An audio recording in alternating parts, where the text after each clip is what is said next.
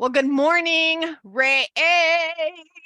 We have a great new portion. Rebecca and I are back with you. We have been gallivanting, especially Miss Rebecca. She's been gallivanting all over the country. Welcome back, Rebecca. Hi. It's good to be back. Good to get back into the swing of things. I know, isn't it? It's great. Today we're going to be doing Ray Deuteronomy 11:26 through 16:17. Look, see, examine. We are packed with this is like better than a novella. This is like we've got idolatry, we've got food laws, we've got festivals, we've got tithing, we've got false prophets. But before we dive all into all that, I want to just remind everyone that Rosh Hashanah is just around the corner. And the reason is because I appreciate being reminded, because it sometimes feels like it just comes up on you and then you're like, oh my goodness, I wasn't even ready for this. But we want you to be ready. We want you to experience the fullness of this festival. We want you to be able to experience the fullness of everything that these fall feasts, and we're going to talk about some of them today if we get to that, if we get there. But I really want to encourage all of you that get in, just do some research. What are some fun things to do? I mean, literally, if you just cut up some apples and dip them in honey and go to the dollar store and look for some kazoos and let the kids run around. I've last year, I remember one of the ladies saying that she does a hike. She does like a little hike and they do like a kazoo march and they all go through marching the kids through this hike and they're all I was thinking, I totally think I'm going to do this year. We rented a pavilion, one of those little pavilion things. It was like $70. It was not even expensive, out at Lake Fort Smith. So if you were in Northwest Arkansas or somewhere in this area, please get in touch with me and I will give you all the information and you are welcome to join us. But literally, if you just join a couple people, and Rebecca, this is a good time for us to remind them, we have a sister finder. If you go to therootedcafe.com and then up at the top, it says sister finder, click on there and look to see who's in your area. First of all, if you haven't added yourself, please add yourself. Yeah. You put your name, you put your zip code, and you put your email address. And then you can see who's around me. You, Rebecca, have met up with ladies that are around you, correct? Yes. And I have a pending one. I have not forgotten. There's a pending one. We had to switch up some things because of something, but yeah, definitely. It's been nice meeting people. Even now when we went to Surge, because and one lady came up to me, she's like, can I hug you? And I was like, yes. And I was like, but I don't know who you are. I forget that we see you, every week, but you don't necessarily see us. So, it's or vice nice. versa. Yeah. Yeah. We got there. It was funny how they're like, I want to touch you, I want to hug you. We're like, hi, I see you every week. And we're like, hi. We had so much fun. Did we have so much fun at Surge? Yeah, it was great. You guys put it on your calendar for next year. It's in August. Surge, SURGE, and I think it's you.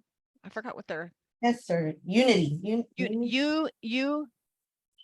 We'll give you the information when it comes around, but it's still marking your calendars for next year. But we went to Surge and we had such a great time, such great speakers, and the facility was amazing.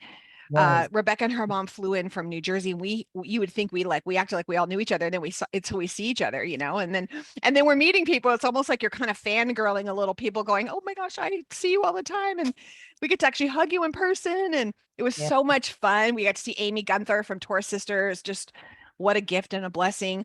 Hulda, I mean, I can't say enough fun things about her. We're going to have her on more with the Rooted Cafe. Hope you guys can't hear my husband edging and doing lawn right outside my window right now. Everyone, bless his little heart.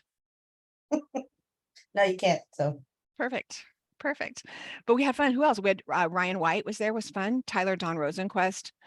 We had the lady from 119 Ministries, the star lady. What was the star? I can't. What's her name? No, Shauna. I think it was. Yeah, it was amazing. Sorry, Shauna, if we forgot your last name. But yeah, it was amazing. It was such a great time. Misty was there and she joined us. Brenda was there with us. We had a great time. Y'all can expect Brenda coming back for the new tour cycle. When it comes back, she'll be hopping in at least once a month with us. She'll be able to do that. It's going to be fun. What was your biggest takeaway from Surge? For me, it was so impactful to see how every woman had a story. Everyone there had some really interesting and fascinating way of how they came to Torah and how they were walking it out, and how even though maybe we don't do things exactly the same, we're all still on the same journey, kind of walking together towards God, and just being able to appreciate, being able to hold hands. You don't have to Yes. think exactly the same. You don't have to do everything exactly the same. You don't, all those kind of nuances or whatever, but everybody had the same story of God calling them out and saying, I want you, come to me. Yes. And then just Mm. walking towards that. That for me was meeting different people, hearing the stories, and it just strengthened my faith. The speakers were wonderful. The speakers were wonderful, and I enjoyed it, and it was refreshing. But the time that I got to spend talking and chatting and just sharing and kind of strengthening that for me was like life-giving. Yeah.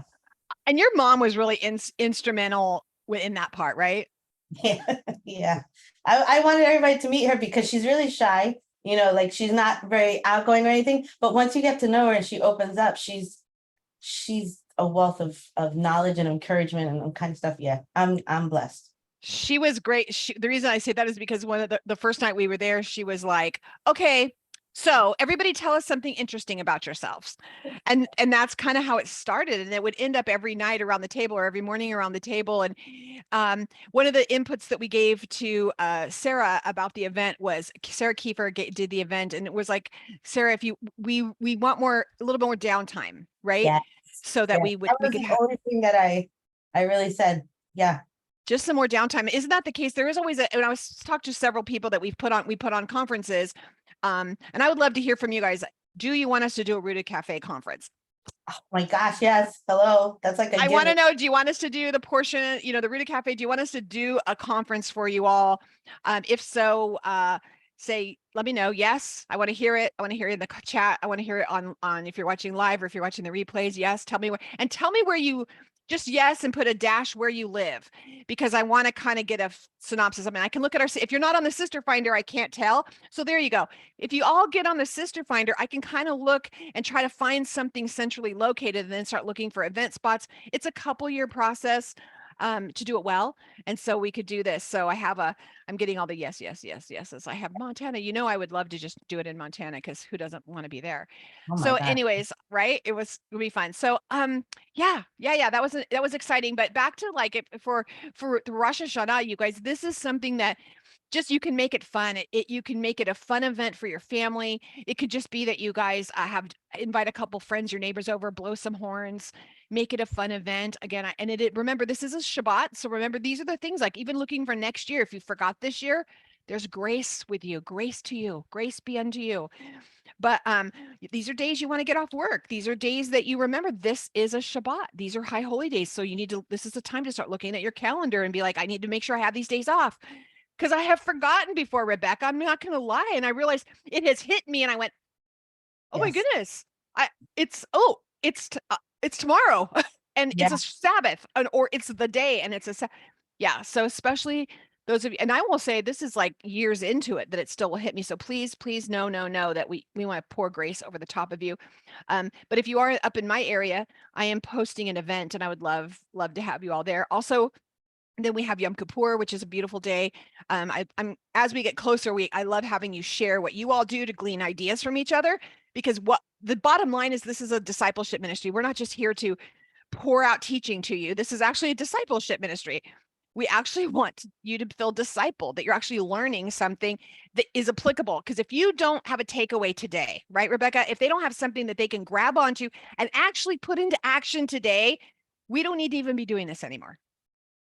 Exactly. Because there is so much stuff you could look up teachings all day long, but we want to encourage you to actually put something in action today, that there's something. So whatever that looks like, everyone has action items. We're talking about what was your takeaway? What was your action item? What happened to you from going out of that conference or any event or any teaching? So that's where we're at. And then we have Sukkot is in October. This is a time a lot of families use this as their vacation days. And so they take that whole week off. Remember, first day and eighth day are a Sabbath. We have multiple different calendars. We align with a Hillel calendar. We align with Israel. That's just what the Rooted Cafe has chosen to do. When Messiah returns, he'll give us all the right calendar. But until then, this is where we are. I know several of you are on different calendars. I love seeing what you're all doing. Please don't feel you have to shy away because you're not on the same calendar. Please love each other wherever you're at. Can I just say, Yeah, we want you to share it. If you have something and you're doing it this week and they're doing it next week, oh, you hear me say this all the time, borrow each other's stuff, go in together and borrow it. And that's part of tithing, which we're going to talk about today. That's part of tithing. Tithing is not what we have been taught in church. Mm-mm. Oh, she was Yeah. yeah. So going into these holidays, you shouldn't go in there and they shouldn't cause you to be broke. That's part of your tithing, is to be saving money up through the year to be able to give and to be able to have these events. So you have Sukkot. Again, if you're in Northwest Arkansas, I will be out at Prairie Creek State Park. It's a campground at Arkansas at Beaver Lake.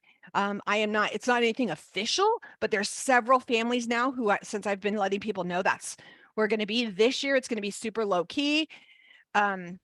And then we're going to, probably plan something a little better next year because there's quite a few families in this area and not a really good fellowship. So I'm trying to help rectify that. And I hope you guys feel challenged to do that as well. Yeah, that's exciting. I'm trying to make sure. Anything else? Getting ready for like these events. There's little things like printing out sheets to your children, doing cute little printouts if you have kids. That would seem like a simple thing, but just coloring and doing all the coloring and doing all those things. It seems like a little thing, but we just pitch a butcher block out on the picnic table and threw crayons out there, and the kids all sat down and they just colored. Or you could put paints with apples and let them do the stamps. It really doesn't have to be a lot. So I'd love for you, even under here, would you just kind of post some of your things so that we know what is it that you do during this time? How do you make it special? Those are the things we need to hear. So, okay. So we have, what else is going on? We're moving out of Facebook, and some of you are freaking out. And not going to lie, this is my baby. The portion here on Facebook is my baby. Started with us 8 ladies around my table in my house in San Diego. And now it's freaking me out that, okay, we're thinking about moving. And so we finally have done it. We've prayed about it. The Father has been talking to me about this for a year. And he keeps saying to me, Rebecca, every time I get panicked and anxiety over it, he says, if I be lifted up, I will draw all women unto me. So the reason even though we have over 2,200 women here on the portion that we're going live to right now, all 2,200 of you do not see this. You don't see our teachings. You don't see our posts. The way that Facebook works, it has an algorithm that actually holds things from you. So unfortunately, that's one of the biggest reasons that we have to move out of this. So we are going to be doing most of our posting in the portion on October 1st. So we want to encourage you. You have like a month to get moved over. So as we start a new Torah cycle with everything, we're going to be doing everything over on Band. So if someone would on Facebook underneath this, if you would post the link on how you can get over, download the Band app. It's BAND. And then we have a link. You just go in there and we bring you in there. I'm going to do, I thought I was going to kind of, we're never going to talk about the portion, huh? I promise we're going to get there. It's so much exciting stuff. I just want to show you guys really fast because a lot of people, we're scared of the unknown. We don't know what we're going to see. I just want to share with you guys. This is what the Band app, this is actually on my computer, but as you can see, I'm going to click Band. I have multiple. For those of you who are in the Rooted Cafe, we have our own private one. Of course, our team has one. So this is what our band, so when you come on, you can see all the upcoming events. So all you have to do is if you want to do the portion, you click on it and oh, look, the link is here and it tells you how to do everything. It's so great. It's all in one, much easier to do, I think, than Facebook. The other thing is if you're just looking at the posts, you can see it looks very similar to Facebook. All the things, it looks like Facebook. The only difference is we're not being censored. We're not, because a lot of our stuff you guys don't even see. You can have private chats just like you do. You have announcements just like you do. Very similar to Facebook. So I just wanted to show you, do not be afraid. Don't be scared. It's all going to be okay. We're all going to make it. We're going to make it. We're going to make it. Are you liking Band? Finally? Yeah, I'm getting used to it. It's a learning curve because I still have Facebook. And so, old habits are hard to kill, so yeah. And please know that we're not saying that we think Facebook's evil. Everybody needs to, mass exodus. Not at all. It's just not what the Father's doing for it's effective. And I won't get rid of, I will still have a Facebook. We will still have a Facebook page for the Rooted Cafe. So we'll have like a business page on there. So we'll post things will be on there. it's just not a good place to have a group anymore. Because several of the women have gotten put in Facebook jail. They can't post or do anything for almost 2 months because of things. A lot of censoring is happening. And so the Father's just leading us to a different place so that we can actually love on you better and serve you better from a better platform, right? So that's a lot of information. So that's done. Yeah, download the app. All right, prayer conference. There's a lot of housekeeping. We haven't seen you in a while, so there's a lot. We have a prayer conference happening on Sunday, and so I know you're like, if you just are hearing about it, you're like, we've been telling you about it since June. Just save the date, save the date, save the date. So it is this Sunday. Valerie Moody is going to be teaching us from her book. If it's an amazing book. You can actually get the book on our website. It's directly links to her website. And she's teaching us out of that book, but she is teaching us these amazing, but what a great time during Elul, right, Rebecca, for us to jump into prayer. Yes. It's going to be 9. It's going to be 10. Is it 10 Eastern? 9 Eastern, 10 Eastern. What is my, anyways, it's on Sunday. It's for 4 hours now here. And we're going to be taking breaks. And there is a Q&A at the end, but we're going to get deep into some prayer. And I'm going to say I spent the night with her after we left the Surge conference. You guys, I was already so inspired to be praying about breaking word curses that I've even spoken over myself, my family. I mean, really generational, really just praying for the generations. We've started fasting every Monday for our children and our grandchildren. So I encourage you to join us on that fast every Monday as we pray. And if you want us to add your kids' names or grandchildren's names to my list, I'm happy to just speak their name before the throne. And imagine if all of us together fast to do that, right? I mean, he's going to hear from heaven for that. I mean, he's going to hear us anyway, but I mean, really. So go right now, stop. You go to therootedcafe.com, hit events. You can register right there to get in there. We need to save your seat to get the links to be able to get in there. If you're a Rooted Cafe member, the videos always are free to you. They're in your membership. They will be posted by Monday if you can't attend live. If you're not a Rooted Cafe member, you can purchase them for a very nominal fee if you can't make it live. What a great thing, right? To invite some friends over, like maybe your fellowship for the next 4 or 5 weeks. You guys pop in this and you guys do a study on prayer through the month of Elul. Hello, how great would that be? And you guys just get those videos and show them. That would be a great idea. So, he tells us, if my people, right, who are called by my name will humble themselves and pray, then he says he's going to hear from heaven and heal our land. And I believe that. I mean, we know that we're not going to get back to perfection. It has to become like the days of Noah before so he will return. But still, he will heal your land. He will heal your home. He will heal your generations. So, yeah, Deuteronomy. Here we go. 11:26. Where do we jump into? There's a lot of stuff about idols in here. Yeah.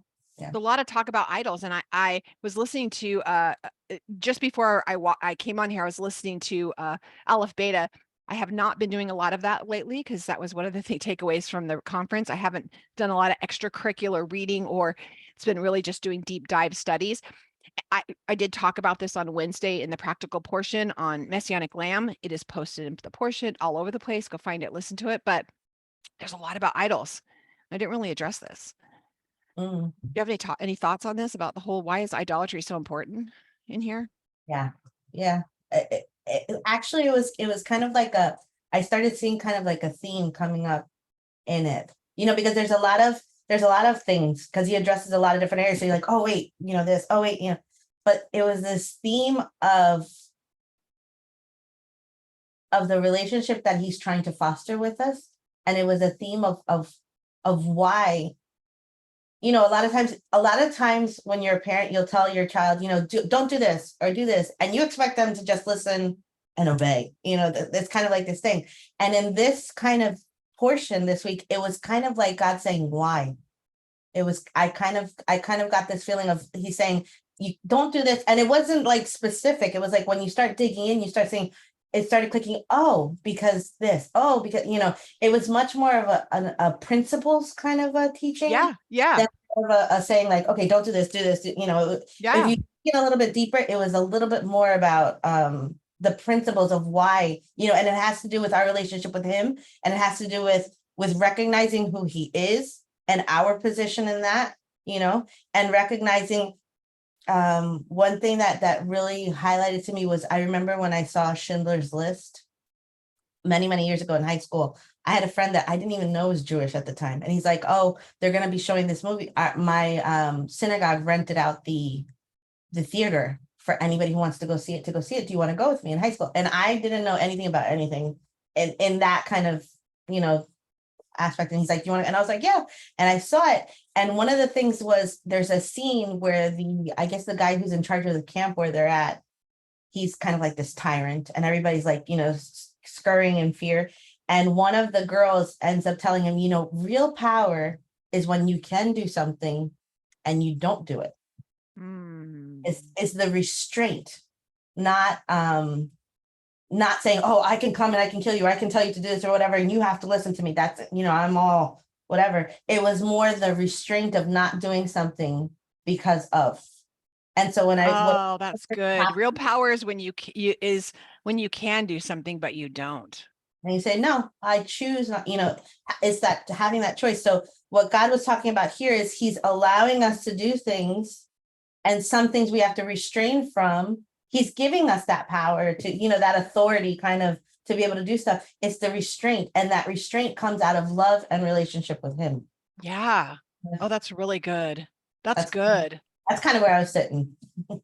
That's really good. I mean, and and even though we think that, oh, this whole thing about idols or all that doesn't have anything to do with today, it really does, because the reason, and again, I was listening to this, it interests me, if we really think about why did the other, let's sit in it. Why did they worship other idols? What was the reason? Because they had it was because of the things they had no control over. Yes. They needed a system to help them deal with their anxiety, right? Yes. Because of the things they didn't have fertility, rain for their crops. Yes. Right. And they had such a lack of knowledge, in the sense, compared to what we know now with technology and all this kind of stuff and science and everything. We don't say like, for example, is it Ezekiel with the twirling things, the thing that they say, spaceships or whatever, the vision that he had, the wheels and the wheels and the wheels. Yeah. Yeah. And today maybe we'd be like, oh yeah, because this is, and we could explain some scientific phenomenon to explain it away. They had no access to any of that. So when something's happening, they're like, oh my gosh, what's happening? You feel so exposed. And really the root of all of it is fear. All of it is fear. And why do you think we're told this whole time through this? We're told, fear not, fear not, fear not, fear not. How? Well, they say 365. I have not counted it. So I'll say my knowledge as of today, from what I've heard, and I encourage you not to take those things unless you've personally counted them, and you can say, yes, I validated this. But so far, right? Rebecca, have you counted it? I have not. Fear not. It says 365 times in the word, one for every day. Isn't that convenient? I don't know if that's true, so I can't say that's perfectly true. However, it's a lot. Yeah. I feel like it's an overriding theme in the word. Fear not, fear not, fear not, fear not, fear not. I'm doing my talk. I'm going to be speaking at the women's conference, The Journey, in Oklahoma City in November 11th through the 13th at Oklahoma City. The Journey, womenofmerit.com. You can register today. I'm going to be talking about anxiety, and because this whole thing is really crazy, and about how it's rooted in pride. Shh, don't tell anyone. I'm not going to don't want to give it away. However, this is what's happening here. They have this, they're so vulnerable. These are areas they're vulnerable in. All these areas they have no control. They're vulnerable. Think about the things in the areas in your life right now. You're like, oh, this idol thing is not my thing. I don't have to worry about this. Let's move on. Let's talk about the feast. Let's talk about tithing, because idolatry is not something I deal with. Well, let's not all talk about how thing that we all sit in our living room and all of our furniture is organized around it. Let's not talk about that, but because it's going to solve all of our problems. I mean, sometimes I think I feel I need to know something and I'm going to TikTok to get an answer. I mean, let's get down and dirty. Okay. Pinterest, Google, whatever. I'm not saying it's wrong, you guys. I'm just saying, be careful how quickly we go, it's not about me, because it's It is. It's about all of us. And there's going to be some area in your life that you're vulnerable. There's an area in your life, it might be money, it might be something, and you're like, what do I need to do where I'm concerned? I mean, again, this is an agrarian culture. So rain, even in fertility, if you don't have children, you don't have rain, your crops, everything's going to die. You don't have anyone to take over and help you on your property. That's why, you don't have, it's a function of life. And if this doesn't happen, I mean, how many people even now they're putting on a crystal or they're wearing a concoction, they're, put some concoction together. I think some of us, I'm going to step on all kinds of toes today. Get ready. You may quit, Rebecca. Some of us, my hand is raised. Where is it? Yes, I'm going to do it. I'm going to just go here. Some of us, oh, I need my oils. Mm, I run to my oil cabinet before I run to the throne in prayer. here we go. I mean, like, I have them everywhere. It's like, oh, tangerine. I need some energy. I am not, it's all about balance. It's all about, it's not that the things are bad. It's how sometimes if we're going to those things as the answer, it's idolatry. And when there was no food and there was a famine, women died in childbirth. This was terrifying. It was terrifying. So Heartbreak, it was heartbreaking. So these cultures then, or even he knew you're going to be tempted when you go in there, because now you're going to be, remember, they didn't have these issues. They were protected in this little bubble throughout the wilderness. Now, all of a sudden, they're going to be things are going to happen to them, especially if they don't align with what they've promised they would. It said, they're going to be subjected to some of the same things. But when you do, just remember, this can get terrifying, and this is going to look attractive to you because it's going to look like an answer. I know so many amazing people who struggled with grief. Oh my gosh, debilitating grief. And have someone say to them, you know what, I think I have a friend who speaks to the dead. Mm, She can channel. I mean, now we have TV shows all over the place about it, because people don't know how to deal with their grief. They don't have a healthy way. They don't it's not a relational thing about their grief. And so they'll find some way to conjure this up. And I'm not saying it's not even true, but we're not supposed to touch it. yeah, that's so true. And so we look for stuff to worship other gods, to do other things rooted in our fear, rooted in the things we can't control. Right. Can I just say there's a gentleman who is and I don't mean to offend anyone with what I'm going to say. I just want to show how extensive this can be. There's a gentleman that has a TikTok or an account, Instagram, a social media account, and he is a priest, and I think he's Polish, but he ministers, or he works with the Latino community, so he speaks Spanish very well, and he has these TikToks that are, if you just look at it for what it is, it's actually funny. He's very comical in the way that he does things. But in the middle of everything that he's speaking about, and he does counsel, like he'll say words that sound encouraging and all this stuff, but in the middle of everything that he's doing, he'll say, that's why you have to buy the prayer beads and the things that I have, or the holy waters, or I've prayed over these waters. Exercise, blessed and exercised. Because you're doing all these things and you're buying these things from witches and blah, blah, blah for your problems. And that's why you need to come to me to get your things that have been blessed and exercised. And it's this constant thing that he's talking about.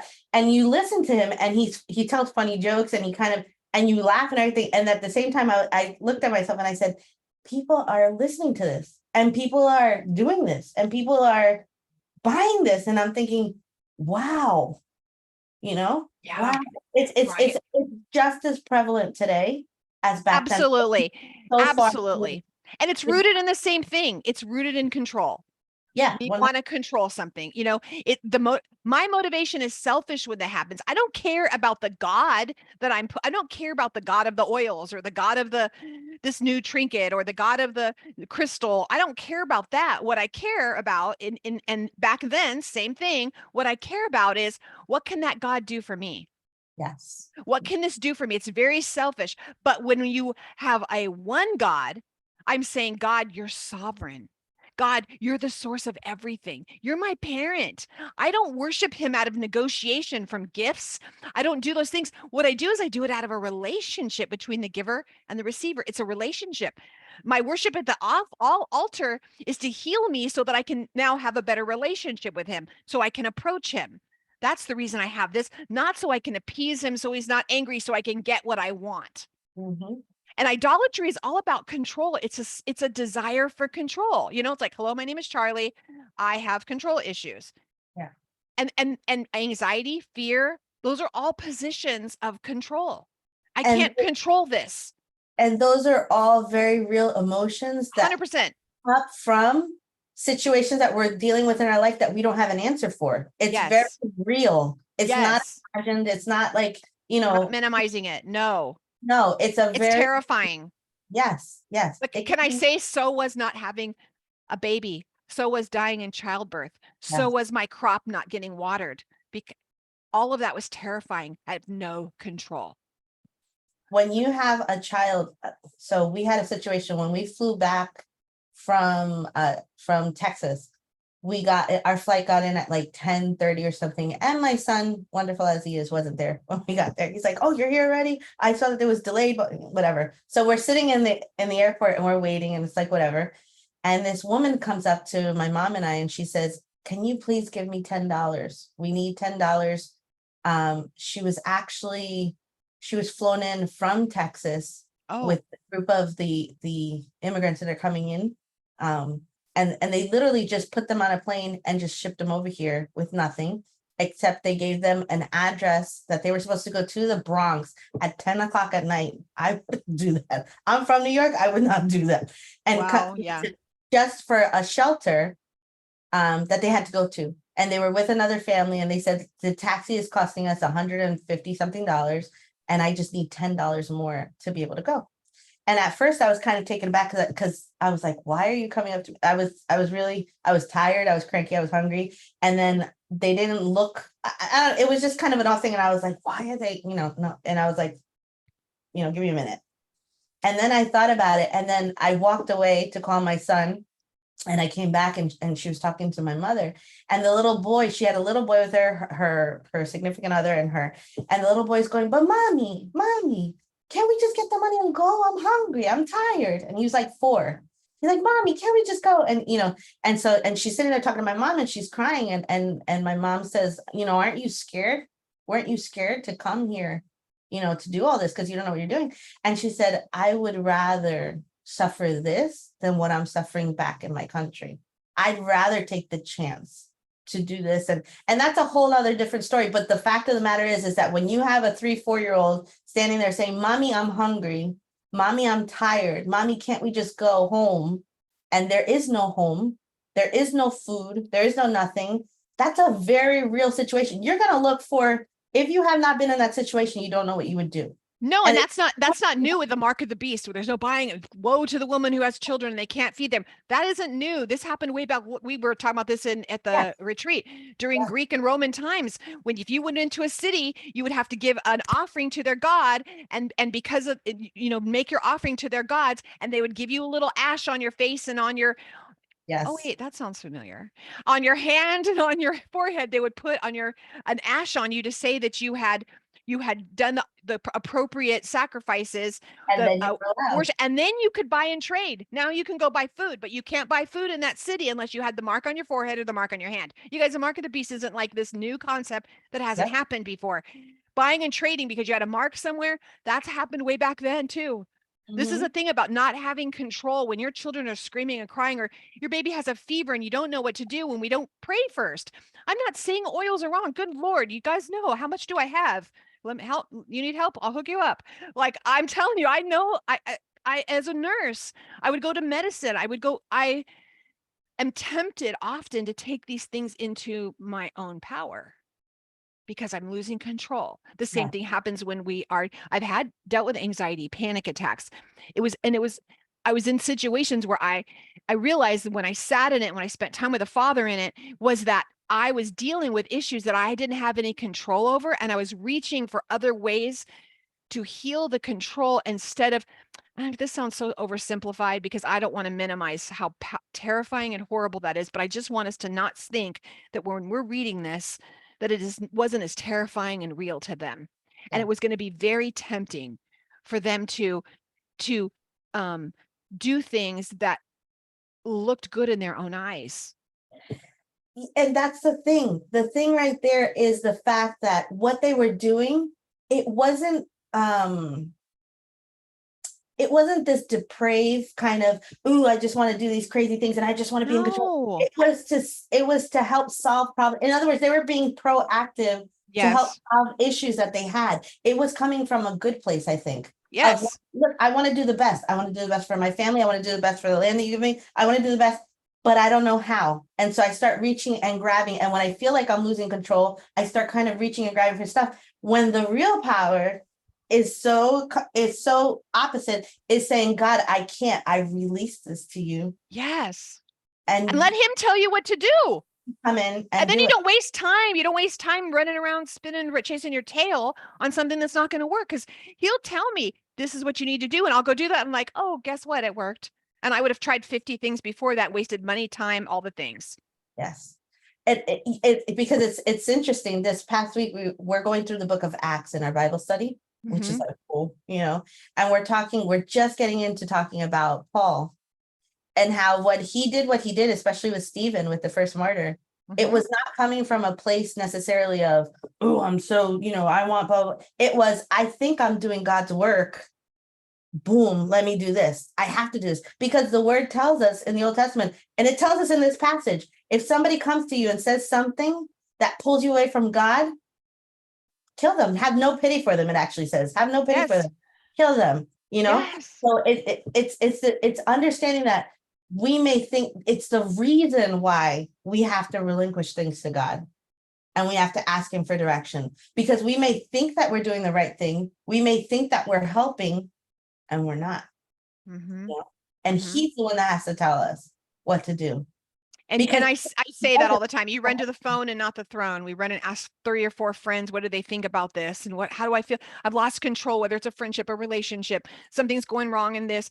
And we go straight to it. And I see someone, Jen, I think said it, the same thing. You run to the phone instead of running to the throne. Like, I have to know that's the first thing I need to do is seek him.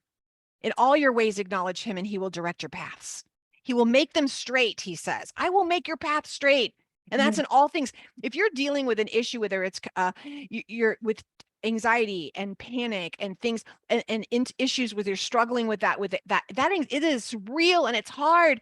I'm encouraging that when you seek help and the Father directs you, pray and have him tell you, which counselor do I see who's going to help walk me through this? Yes. Instead of trying all these people because someone told you this is a good one, actually pray and ask him to tell you who's the right person, to see who's going to give you tools in the word, tools to get out of it and not keep you broken. Right. Yes. And not necessarily have to have I think medications are necessary sometimes. So again, this is a all day conversation. We don't have all day. So, but this jumps into, there was true worship. It's going to go to the place he chooses, the time he chooses, when he chooses it. And if you go to Moses and they said, he tells Moses, I want them to express their love and their gratitude this way. This is how I want them to do it. I don't want them to do the way the others are doing it out of fear. I want us to, and out of convenience, because you're not going to all live near this. We don't live near the temple right now. The temple's not even there. There is no temple. We are the temple. So it's not convenient. So we can't have sacrifices. And those gifts are going to come to him and you eat them. It wasn't about them being only, like the burnt up, like the olam. But when you brought gifts and offerings, those were things that were eaten with everyone and with the Levites. And I want to encourage you, because we're going to, we may not get to this, but if some ministry, if something is blessing you, those people, and I'm just going to do it because why not today? I know Rebecca, I know myself, I know everyone, the women that we have that serve, they serve you. I mean, without pay, they serve you. So whether it's buying their books or send them in a love offering or do those things, when they're doing that, it's so you don't have to. and we'll run to a movie and we'll spend $25 a person to buy popcorn, soda, to get in the movie, to be entertained for an hour and a half or 2 hours. And we leave. And then you have people who in your congregations or in ministries who are Levitically wanting to serve you and help you get to the throne and help you understand his word and spend time and energy into that. And we just click and go to the next thing. And it is about giving, and it's about us partaking together to support and love on each one. I'm sorry, I had to say it. And it was, you know what it all was? It was basically saying, God just said, I want to be included. That's it. I want to be part of this. I don't want it out of fear and anxiety. I'm not getting any benefit from it. You know, the word says at one point, I don't need your sacrifices. It's not doing anything for me. It's for you, you know? Yeah. This was to bring your households together.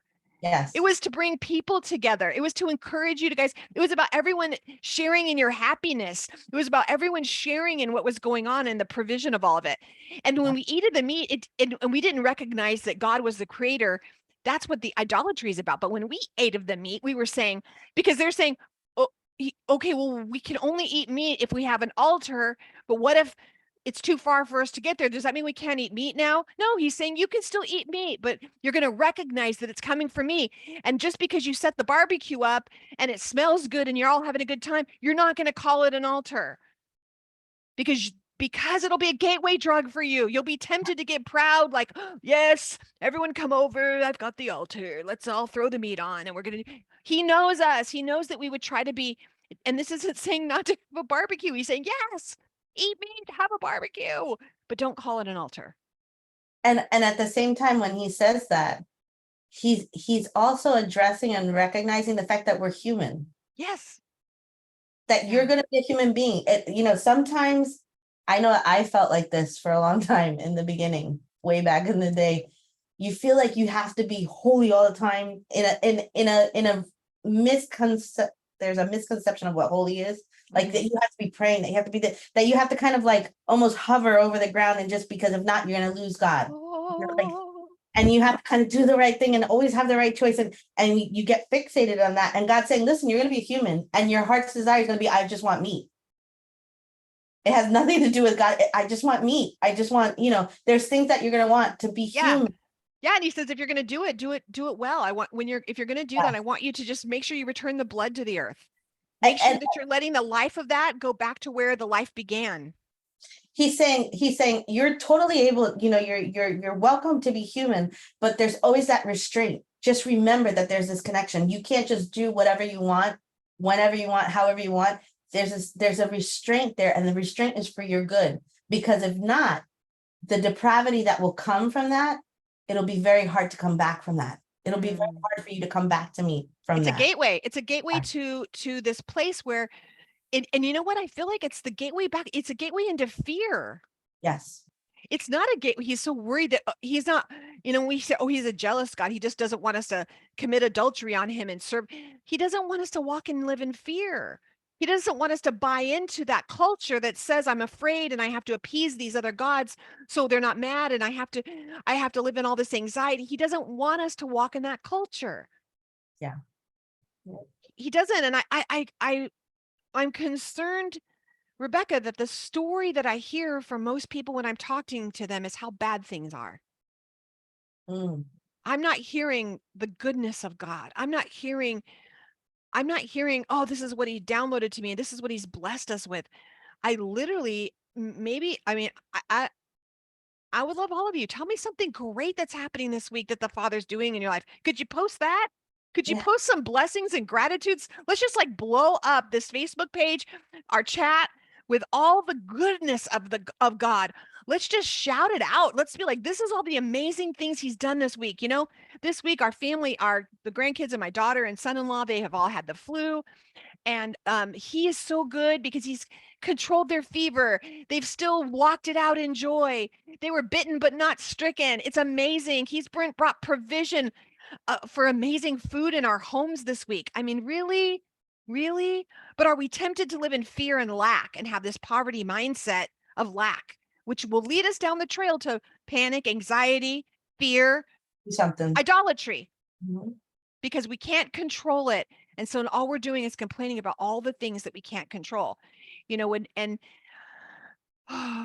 This past 3 years, we joke in my family and we say, the year nobody talks about because it was just so weird. But at the same time, because there was so much chaos, I don't know if it was the same for other people, but for me, it was some of the most prosperous and some of the most peaceful and some of the most, it was almost eerie how wonderful it was in the midst of that. It was almost like Exactly. you were in Goshen, kind of, Yes. and it Yes. in spite of, and you see all this stuff going on, and I would get like stressed because I'd be like, oh my gosh, but then Shouldn't I be stressed? I feel like I should be stressed, but I'm not stressed. yeah, but Like, in shouldn't we be stressed? Because it's crazy out there. And it's like, but I'm not. Why am I not? Because we're doing the Psalms 119 right now in the Rooted Cafe, and every Thursday morning we all have been meeting together. And this week we did the letter Vav, and in 119, King David, or whoever the psalmist is that wrote it, we'll assume King David right now, but he's saying, I can confidently speak about this before kings. What does that mean? It means that he can walk into other cultures. Not these are kings, meaning not of a Hebraic king. There's multiple other kings with idolatrous kings. I can walk in there confidently and speak of things and be confident of your goodness, because they're going to, they were going to be talking about doom, gloom, war, but he could go in there confident. That's how we should be. Why aren't we? Well, that's something I think we needed. If that's, sit a minute this week. And this is what this time of year, this is what the month of Elul is about. The king is in the field, you guys. He's in the field, and he's coming in the field to get you and to spend time with you, because he wants you to be in his presence. He doesn't want you afraid. He doesn't want you, because he's coming in the field, that you have to go run and hide. And he says, where are you? And you said, we're hiding because we're ashamed. We're afraid. That's not what he wants. And we have to think about this stuff. Do the things that you're doing, does it inspire you to directly confront your creator? Or do you think that this is some sort of magic, a magic potion? So I'm going to convict my own self. Do I run to my little oil containers, and is it inspiring me to be in the presence? Does this inspire me to confront my creator and my illness? Or do I think this is a magic potion there? This is going to heal me and not him, because he said greater things are going to happen, and I want to see greater things. But do I? Do I? Because that means I have to give up some control. Now, will he still tell me to use oils? Absolutely. He's going to tell me to eat certain foods. Yes.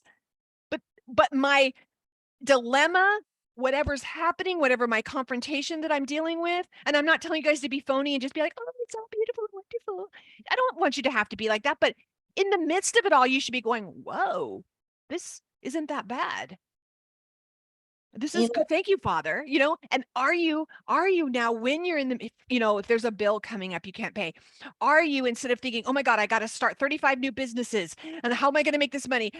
That is thinking some sort of magic potion. You're trying to conjure something up. Not that you need to be lazy. There's balance. I hate that I have to like preface everything, like qualify everything I'm saying, but there'll be that person who's going to send me the message.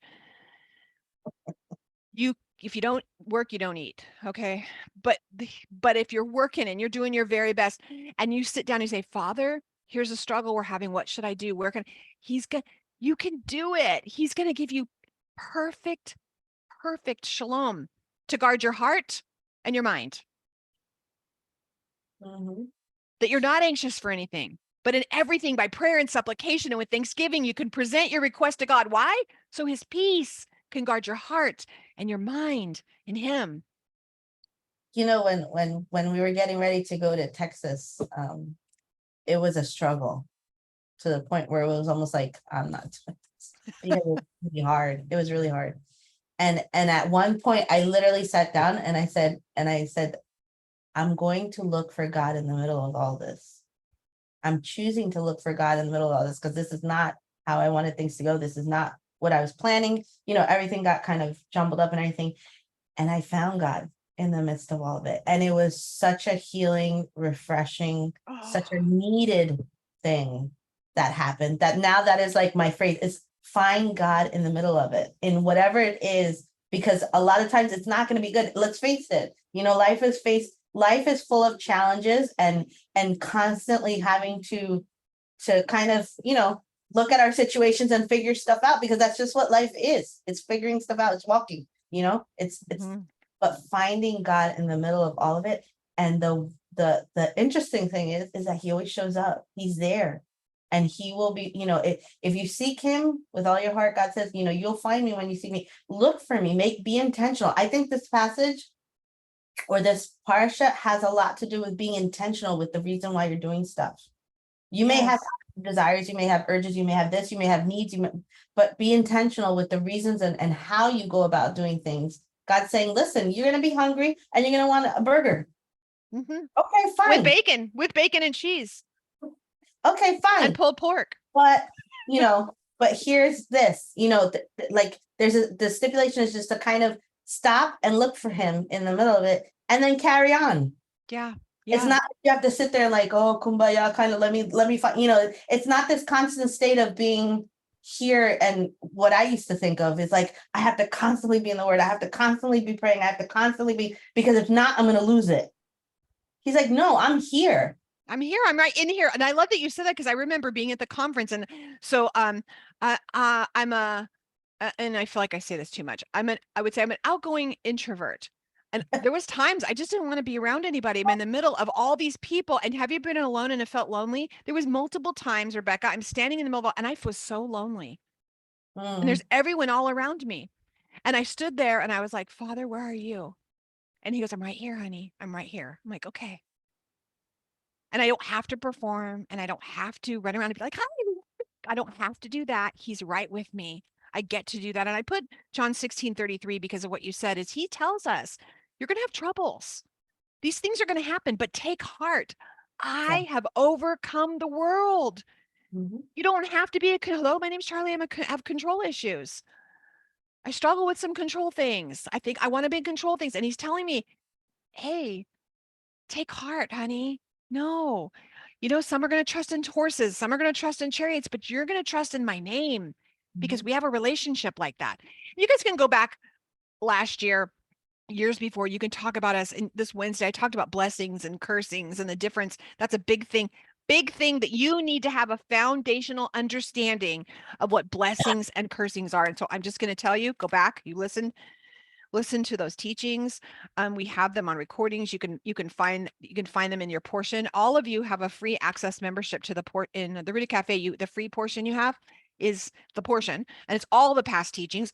This Friday, I went over again in depth, breaking it down. But you have to understand what this means. The cursing, all this is meant for our good. It's all Romans 8:28. He's saying, you may look at this as a curse, which I hate the word. It is not a curse. This is not what's happening. We're talking about this is kalal. This is I love the double lamed in it. Like this is, and I'm going to teach you. I'm going to instruct you. This is me instructing and teaching you because you've missed the mark. So it's about me limiting you and bringing you back to the path so you can hit the mark. That's all. That's all.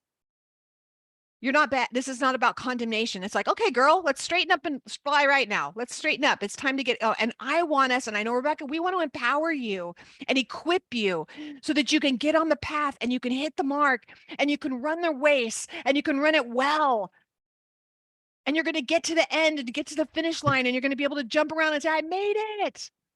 Because I'm going to tell you, I'm not going to be the winner of the race. I'm not going to get I have already, like, there's other people way ahead of me on this race running, but that's not what the winning is. The winning is Messiah is on the other line and we make it to the end and we get to jump in his arms. I'm the winner. Doesn't matter who else is around me. I'm the winner. Right. Yeah.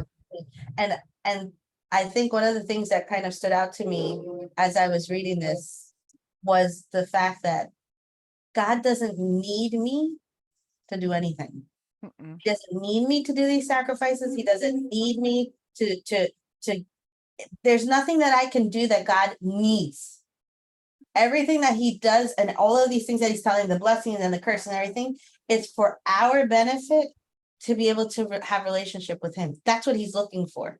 Yeah. He doesn't need, it was, you think the reason why people have these practices and the reason why people would have altars and they would have idols and everything is because they felt like they needed to do something so that their God would respond. Because if not, the God was going to be angry.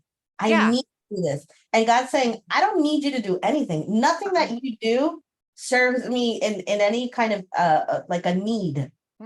Everything that I'm telling you is so that we can have relationships, so that you can recognize that I'm here, so that you don't just go through life and just do whatever you want and suffer the consequences of it. It's so that I can be here, so that you can get the benefit. Really, he's saying just you can get the benefit of having me close by. It would behoove you to kind of Just saying. To listen, he says, see, I'm setting before you today curses, a blessing and a curse, and a blessing. If you listen to what I'm telling you, there's a benefit for you. Yeah. So it's such a different kind of perspective to look at when you look at something. You're like, I have to just. I was just reading a story, a novel, and they were talking about how in this ancient culture they would throw a woman off of a cliff. It was this peoples that, to appease the gods, they had to throw a virgin off of a cliff or whatever.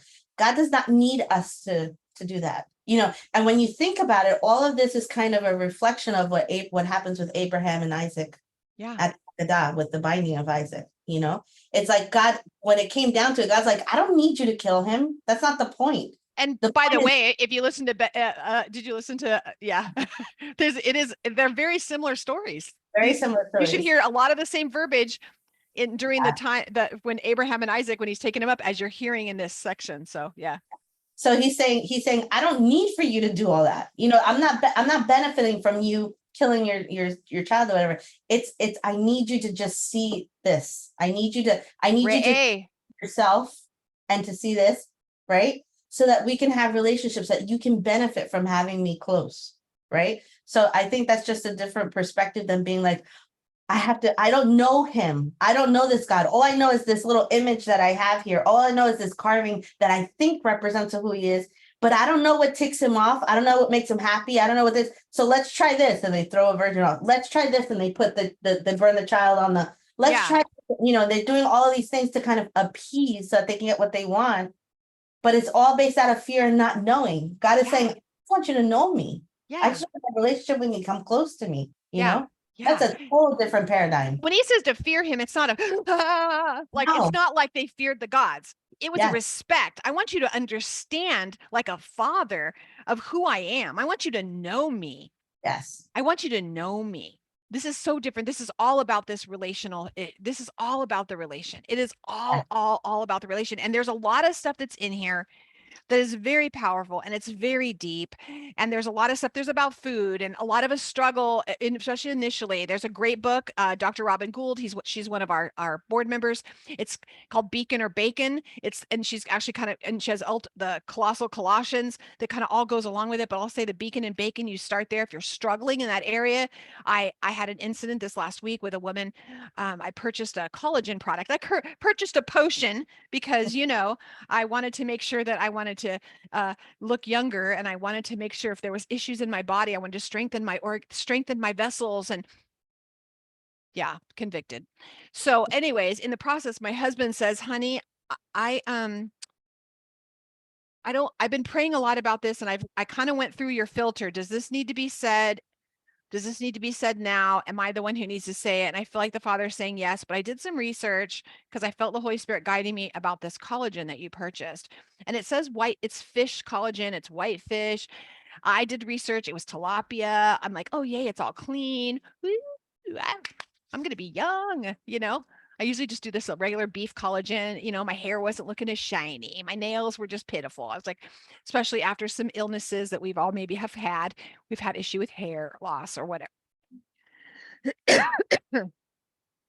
So one of the white fishes in there is a shark catfish. So just know that if something says it's a white fish, you need to ask what kind of white fish it is, the name of it, because a lot of your fish and chip places, they'll give you fish and chip and they don't assume it's halibut. They use a form of a catfish now. A lot of restaurants do. And it's called a pelo grosso, it's some kind of fish. And anyways, he did the research, and it is a form of a catfish. Now I have taken already half of this said purchased collagen, and half of it was remaining. I literally put it in a box and I shipped it back and repented, and not because I thought I was going to burn in hell for all eternity because I ate unclean fish. I mean, I'm clean today. It was by sundown, I was better. So it was just not his best for me. I was Yeah. ingesting. Here I thought in my own mind that I was going to do what everyone else is doing. And I'm going to do this thing instead of running to the throne and asking him, what should I do to help, with hair, with my nails, with what should I do? Instead of doing that, I decide to, buy into this thing and spent money I shouldn't have. It could have built how many wells in Africa? I don't know. And just kidding. But I'm just bearing myself because we all do it. And this stuff is not just for then. If you guys are having the questions, we got to go. But the questions about tithing on here, I want you guys to re-examine what you know about tithing. Do your Yes. own study on it. Work that out. If you are in the Ruta Cafe, this might be worth you just become a member for 1 month just to watch these. Our digging deeper discipleship class this past month, we dug into tithing and about this, the tough topics. I meant it was the tough topics, and Crystal dug into it and talked and taught about what things are, and we have a couple recommended teachings on that as well. So, it's not the guy at the pulpit with the giant building saying you have to give 10% of everything you have to this building. Sorry, but it's not that. Part of it is saving money aside to make trips to Israel if you can, if you physically are able. It's part of your tithe is that. And can I just say that if it is something that you have practiced up until now, give yourself some grace and recognize that you do the best that you can with what you have at the moment, with the knowledge Yes. you have, with whatever. And as you learn and as you grow, then you do better, I really, it bothers me when people feel like, oh my gosh, now it's ruined. I ruined everything because No. it's like, give yourself and No. say, okay, I learned this new thing. I'm going to start walking in it. And really I think the joy that comes to God's heart is when we learn something and we put it into practice and we start walking out. Because as we do Yes. that, then we get this benefit that he's talking about. This benefit Yes. that he's saying, stick with me. I guarantee you it'll be worth it. Stick with me. And so we learn something new. Just give yourself grace. Say, okay, God, I didn't know. I thought I was doing the best thing, like Paul. I thought I was doing the best thing. Now I know better. I'm gonna do better. And just That's pick it. up from there. That's it. Thank you for that. That's it. I hope that that's a good takeaway. So what I want to close with is I'm going to ask you all this. Would you write in one of the comments wherever you're listening from, however you're listening in whatever area, would you find the place on there that you can comment? Would you let us know what your takeaway, what's your action item? Not that you just listened and you heard 2 more people speaking and teaching a section.